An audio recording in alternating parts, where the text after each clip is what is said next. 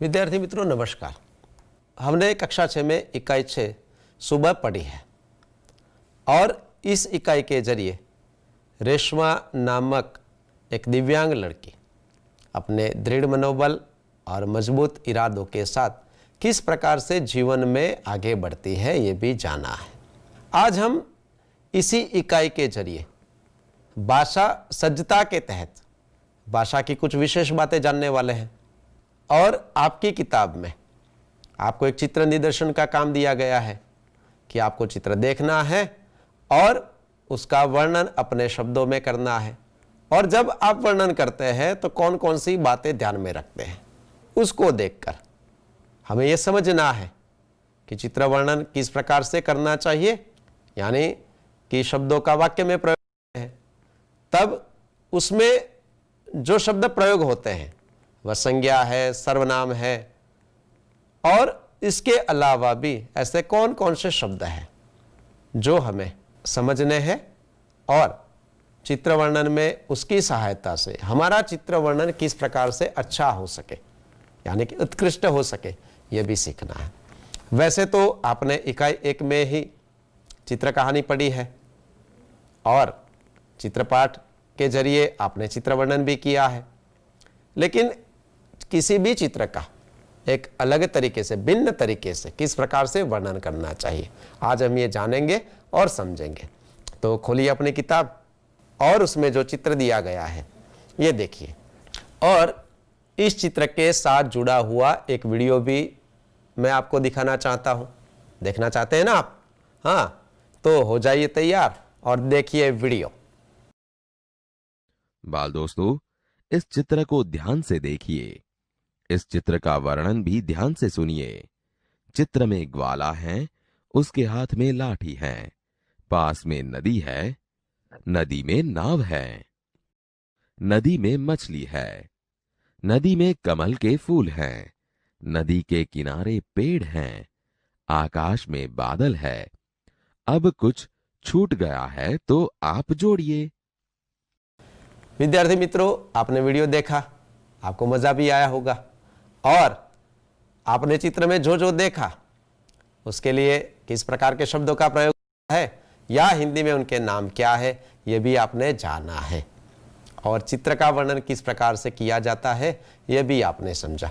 लेकिन हमें अभी ये सीखना है कि आपने यहाँ पर जो वाक्य देकर चित्र का वर्णन किया, क्या उन्हीं वाक्यों में कुछ विशेष शब्दों को जोड़कर हम चित्र वर्णन कर सकते हैं, और अगर कर सकते हैं तो वह किस प्रकार से होता है और ऐसा हमें क्यों करना चाहिए।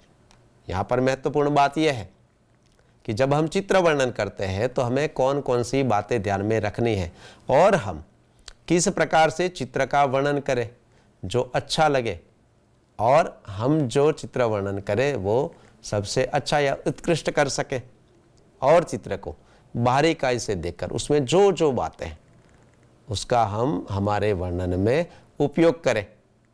तो आइए हम अब ये देखेंगे कि अभी हमने चित्र का वर्णन जिस प्रकार से आपने वीडियो देखा कि यानी कि चित्र से जुड़े हुए जो जो वाक्य हमने यहाँ पर लिखे उन्हीं वाक्यों में कुछ फेरबदल या उन्हीं वाक्यों में कुछ बदलाव करके हम इसी चित्र का किस प्रकार से वर्णन कर सकते हैं ये जानते हैं। तो देखिए जरा, यह एक सुंदर चित्र है, यानी कि चित्र तो है लेकिन कैसा चित्र है? सुंदर चित्र है, यानी कि चित्र के लिए हम इस प्रकार से विशेष शब्द का प्रयोग भी कर सकते हैं। और आप देख सकते हैं कि मैंने सुंदर शब्द को एक विशेष रंग में यहाँ पर रखा है, उसके आगे एक शब्द भी है उसको भी भिन्न रंग में यहाँ पर मैंने दर्शाया है। तो इस प्रकार से भी आप शुरुआत कर सकते हैं और अब आगे आके किस प्रकार से कर सकते हैं देखते जाइए। चित्र में एक ग्वाला है, देखिए अब आपको लगेगा कि भाई चित्र में ग्वाला है और चित्र में एक ग्वाला है, क्या भेद है? तो जब हम ग्वाला कहते हैं तब भी आप सही है, लेकिन जब आप एक ग्वाला कहते हैं तब आप ग्वालों की गिनती यहाँ पर दर्शाते हैं, यानी कि सिर्फ और सिर्फ कितने ग्वाले हैं? एक ही ग्वाला यहाँ पर चित्र में हमें दिखाई दे रहा है, एक से ज़्यादा नहीं है। तो यह भी स्पष्ट रूप से आप चित्र का वर्णन करके यहाँ पर लिख सकते हैं और ऐसा करने से क्या होगा इसकी चर्चा भी आगे हम करने वाले हैं। आगे देखिए, उसके हाथ में लाठी है, लेकिन यहां पर एक और शब्द जोड़ा गया है। हाँ, उसके हाथ में लंबी लाठी है। तो ये लाठी के लिए यहां पर एक और शब्द का प्रयोग आप देख रहे हैं, और इस प्रकार से आप भी किसी भी चित्र का जब वर्णन करना चाहते हैं तो ऐसे शब्दों का प्रयोग कर सकते हैं। एक और वाक्य देखते हैं, नदी में बहुत सा पानी बह रहा है। देखिए, यहां पर पानी बहने की बात है, और पानी कैसा और कितना, तो बहुत सा, यानी कि बहुत सारा पानी नदी में बह रहा है। इसके आगे, नदी में 2 नाव है ना, और उसका जिक्र हमने इस वाक्य में किया है। नदी में 2 नाव हैं और एक नाव किनारे पर खड़ी है। देखिए, नाव 2 है, लेकिन उसमें से एक नाव नदी के बीच में है और एक नाव नदी के तट पर या किनारे पर खड़ी है। इस प्रकार से भी हम वाक्य का प्रयोग करके चित्र का वर्णन कर सकते हैं। आइए ऐसे और वाक्य देखते हैं। नदी में कमल के 3 सुंदर फूल हैं। देखिए, पहले हमने देखा कि कमल के फूल है, लेकिन कितने फूल है उसकी गिनती भी हमने यहाँ पर दर्शाई है। 3 फूल है, और फूल कैसे है, तो दिखने में सुंदर है। कमल का फूल आपने देखा है, और यहाँ तो उस फूल की ये बात बताई गई है कि बहुत सुंदर फूल है और 3 फूल है।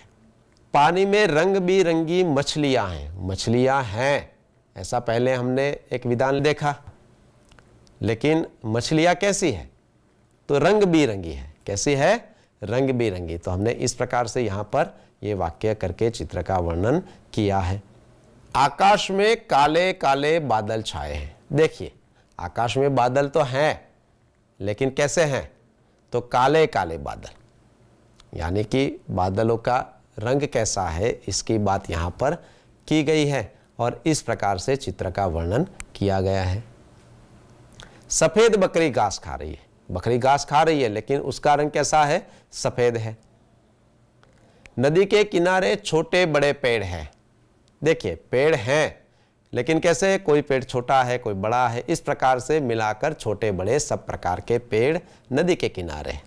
तो यहां पर आपने देखा कि पहली दफा आपने वीडियो देखा तो वह भी चित्र वर्णन तो था ही था, लेकिन जब दोबारा यानी कि दूसरी बार जब हमने चित्र का वर्णन किया और हर एक विधान में कुछ नए शब्द जोड़े, तो आपको कौन सा अच्छा लगा? हाँ, दूसरी बार जब आपने चित्र वर्णन देखा ये, तो आप भी इस प्रकार से चित्र का वर्णन कर सकते हैं और अपनी बात बड़ी ही रोचक ढंग से प्रस्तुत भी कर सकते हैं। आइए, ऐसा करने का कारण क्या है ये भी समझते हैं। तो देखिए, यहां पर आप देख रहे हैं कि 2 विधान, यह चित्र है, यह एक सुंदर चित्र है। क्या भेद है, अभी आप ये खुद समझ रहे हैं। तो यहां पर सुंदर शब्द चित्र की विशेषता बताता है ना। मैंने कहा कि पहले जब हमने वाक्य लिखा था तो यह चित्र वाला तो लिखा ही नहीं था, लेकिन जब हम इस प्रकार से भी लिखते तो यह चित्र है ऐसा कहते थे या कह सकते थे। लेकिन जब हम ऐसा कहते हैं कि यह एक सुंदर चित्र है, तो चित्र तो है ही है, लेकिन एक और सुंदर शब्द उसकी विशेषता दर्शाते हैं, उसकी विशेषता, चित्र की विशेषता बताते हैं। और इसी प्रकार से ग्वाला की लाठी लंबी है, बहुत सा पानी है, एक नाव किनारे पर खड़ी है, 3 कमल के फूल हैं, रंग बिरंगी मछलियां पानी में तैर रही हैं, आकाश में काले काले बादल छाए हैं, सफेद बकरी घास खा रही है और छोटे बड़े पेड़ नदी के किनारे हैं। यानी कि ये जो सारे शब्द हैं, कौन से? लंबे, बहुत सा, एक, 3, रंग बिरंगी, काले काले, सफेद, छोटे बड़े, ये सारे शब्द किसी न किसी संज्ञा या सर्वनाम की विशेषता बताते हैं। जैसे कि हम कहते हैं कि भाई परेश चतुर लड़का है, रमेश होशियार है ना, तो ये हमें अच्छा लगता है। तो ये जो है रमेश और परेश की जब हम बात करते हैं तो चतुर और होशियार उनकी विशेषता बताते हैं। तो इसी प्रकार से यहां पर ये जो शब्द है ये भी किसी न किसी संज्ञा या सर्वनाम की विशेषता बताते हैं, और उसकी विशेषता के कारण ये पूरी जो बात हम प्रस्तुत करना चाहते हैं, कहना चाहते हैं, वह बहुत ही अच्छे तरीके से हम पेश कर सकते हैं, प्रस्तुत कर सकते हैं। और जो शब्द संज्ञा या सर्वनाम की विशेषता बताते हैं उसे क्या कहा जाता है? हाँ, विशेषण। संज्ञा शब्दों की विशेषता बताने वाले शब्द विशेषण कहलाते हैं। आपने संज्ञा और सर्वनाम के बारे में तो जाना ही है, लेकिन आज भाषा की एक विशेष बात कि अगर हमें संज्ञा और सर्वनाम की विशेषता प्रस्तुत करनी है तो हमें विशेषण का प्रयोग करना चाहिए। तो आज यहाँ पर आपने विशेषण के बारे में जाना। वैसे तो विशेषण से जुड़ी हुई कई सारी बातें हैं जो हम आगे भी सीखने वाले हैं, लेकिन विशेषण अर्थात क्या, तो ये परिभाषा आपने यहाँ पर समझ ली है कि जो शब्द संज्ञा या सर्वनाम की विशेषता दर्शाते हैं उसे हम विशेषण कहते हैं। आइए ऐसे ही कुछ उदाहरण देखते हैं। यहाँ पर हमने इसी इकाई में पढ़ा कि रेशमा हिम्मती लड़की है। रेशमा लड़की है, लेकिन कैसी है? हिम्मत वाली है, यानी कि रेशमा हिम्मती लड़की है। तो ये रेशमा की विशेषता बताता है कि उसमें बहुत सारी हिम्मत भरी हुई है। तो इस प्रकार से भी हम वाक्य प्रयोग कर सकते हैं और उसकी विशेषता यहाँ पर बता सकते हैं। दूसरा जो वाक्य है, कुत्ता वफादार प्राणी है। कुत्ता प्राणी है, लेकिन कैसा प्राणी है? वफादार प्राणी है। तो ये कुत्ते की विशेषता यहाँ पर दर्शाता है। और आपको पता है कि कुत्ता एक संज्ञा है, प्राणी शब्द भी एक संज्ञा है। पहले वाक्य में रेशमा एक लड़की का नाम है, यानी कि नाम को भी हम संज्ञा कहते हैं, और लड़की जाति है, तो यह भी एक संज्ञा है। तीसरा उदाहरण देखते हैं, छोटा बच्चा फिसल गया। देखो, बच्चा फिसल गया, लेकिन कैसा बच्चा? तो छोटा बच्चा। कैसा? छोटा। तो ये बच्चे की बात यहाँ पर है, लेकिन छोटे बच्चे की बात है, यानी छोटा बच्चा यहाँ पर फिसल गया। चौथा उदाहरण देखते हैं, कक्षा में 10 लड़कियां बैठी हैं। कक्षा में कुछ लड़कियां बैठी हैं, ऐसा भी हम कह सकते हैं, लेकिन यहाँ पर 10 लड़कियां बैठी हैं। तो निश्चित रूप से हम कह सकते हैं कि कक्षा में लड़कियां हैं, लेकिन कितनी है? 10 लड़कियां। ये लड़कियों की विशेषता यहाँ पर दर्शाने वाला एक विशेषण है, और उसका जो प्रकार है उसके बारे में हम आगे जानने वाले हैं। तो विद्यार्थी मित्रों, यहाँ पर चित्र का वर्णन हमें किस प्रकार से करना है ये तो हमने सीखा ही, लेकिन साथ साथ संज्ञा या सर्वनाम की विशेषता बताने के लिए किस प्रकार से विशेषण का हमें प्रयोग करना चाहिए ये भी हमने यहाँ पर समझने का प्रयत्न किया। अब आपको अपनी किताब में ये जो चित्र दिया गया है उसका वर्णन तो अपने शब्दों में करना ही है, लेकिन इसके साथ साथ कोई और चित्र भी आपको उसका वर्णन करना है। और आपको ये ध्यान में रखना है कि जब आप चित्र वर्णन करते हैं तो उसमें जो भी संज्ञा या सर्वनाम शब्द आते हैं उसके लिए आपको विशेषण का प्रयोग करना है। और इस प्रकार से आप विशेषण का प्रयोग कैसे और कब करना चाहिए सीख सकते हैं, और आपको अपनी कॉपी में इस प्रकार का वर्णन लिखकर अपने माता पिता को जरूर दिखाना है। धन्यवाद।